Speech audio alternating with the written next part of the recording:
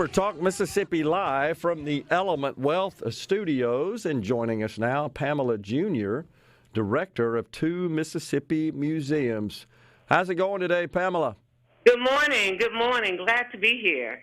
You bet. So, wanted to have you on to talk about 2 Mississippi museums. The Civil Rights Museum, in particular, is incredibly important to our state and was named a top museum to visit during Black History Month. What can you share about that? Isn't that something? We're excited about that. If you were to come to the museums right now, you would see all these children from all over the state of Mississippi that are here visiting and learning about history at the 2 Mississippi museums. So for us to be named in the top 10, that says a lot, not only about the 2 Mississippi museums, but this place that we live, Mississippi. Yeah. So how has the traffic been? I've been through the museum on numerous occasions. It's always a treat. It's so professionally done and really does tell an important story about the history of our state and its involvement in the civil rights movement in particular. I know folks come from all over the world to visit this museum. Oh, yeah. And I think they're always blown away when they find it in the heart of Jackson, Mississippi, in our capital city, in our state. And they're, of course, incredibly impressed. You can't help but be after you tour the facility. So is there anything special about Black History Month that draws more visitors? Well, I think that what happens is that everybody, there's a lot that we need to learn about each other's cultures. And so this is a time that people say, hey, let's go in and learn some information. The civil rights movement in the state of Mississippi, we were ground zero. So people want to understand it. They want to understand the emotions that happened during that time. So they come here. And to see the children with their little clipboards and information that we have for them to go around and learn about the museum is just awesome. And then to have Mr. Hezekiah Watkins, who was 13 years old when he was thrust into the movement as a freedom rider and put in Parchman Penitentiary, that says a lot. And people want to meet him. They want to ask him, how did he feel? They just want to talk to people who were part of that time frame. And we try to bring people in, some of the veterans in, that were a part of that, and then they can talk to them about that time also. When folks tour the museum, Pamela, do you ever talk to them, or does any of the staff talk to them about any of the specific exhibits that really caught their attention and stoked emotions? Yeah. I usually go in a lot of times just to, and of course people from out of town don't know who I am, but I just like to walk in here, and I'll just get into conversations, and they're always, what gets them are those lynching monoliths. That's in Gallery 2. And it's after, of course, the Emancipation and Reconstruction, and we go into Jim Crow. And for people to see those monoliths with all those names on, and there's 600 names on those monoliths of people that have been lynched in the state of Mississippi, and those are documented lynchings. And I think for a lot of people, they just can't, they can't really figure that out. And for them to look at it, and they're inquisitive and just trying to understand, how did this happen? You get a lot of that. You get a lot of emotions in Gallery 2. Once they go in Gallery 3, it's a time for them to reflect on what they saw, just kind of gather themselves. But, yeah, the conversations come to all of us, and a lot of times they come to Mr. Hezekiah Watkins and to ask them, how could a 13-year-old boy go through that? Yeah, that's incredible.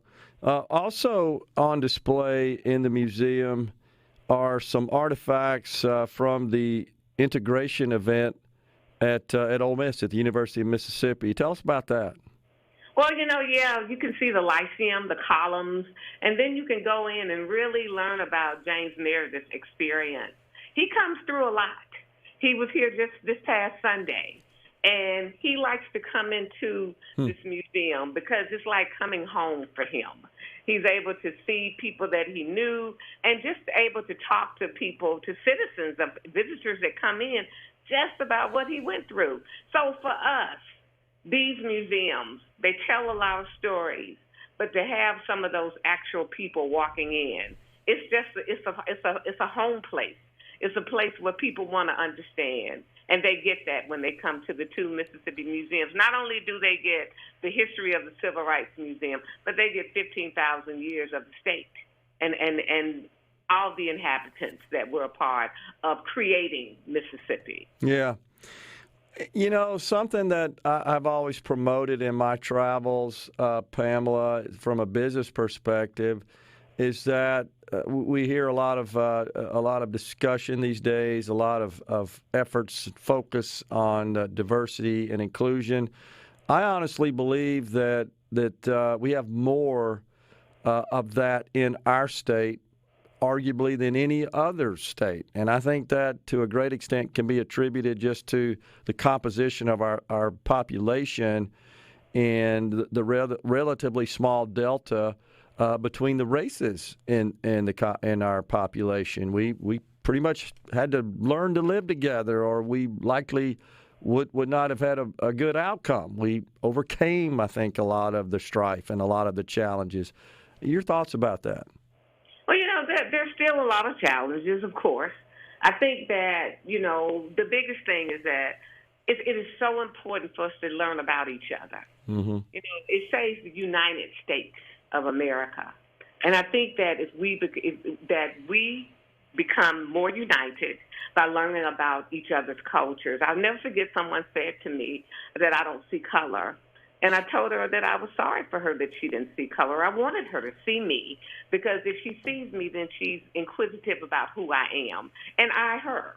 And so we were able to sit down and have a 3-hour conversation, not only about how we are alike, but our differences. And I think that makes a lot of sense. Yes, we have learned to live with each other, but there's so much more in depth that we can learn about each other, and that makes us such an amazing place.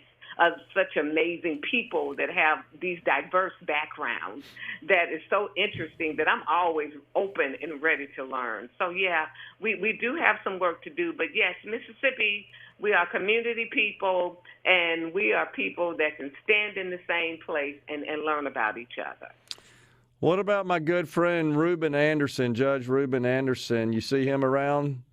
We do. The last time I saw him was when they were doing a retirement celebration from the law firms that he and of course, Judge Fred Banks worked at. Right. And it's just always good to see him, because what he does is he shows us what Mississippi looks like. Mm-hmm. And he's a very proud man, proud to be from this state.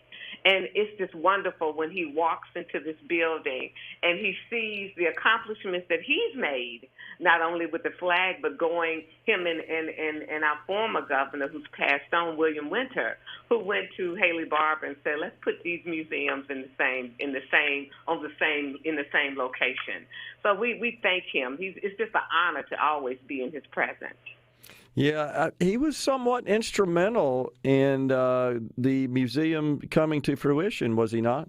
Yes, he was. Yes, he was. Yes, he was. And again, the story of him going in to Haley Barbour and saying, people were looking for places to put the Civil Rights Museum. Mm-hmm. And they came together and said, let's give them a shared lobby and put them on the same property. Yeah. And that's wonderful, because now the stories are here and people can come in and get them, and the stories will be here from generations and generations to come. Right.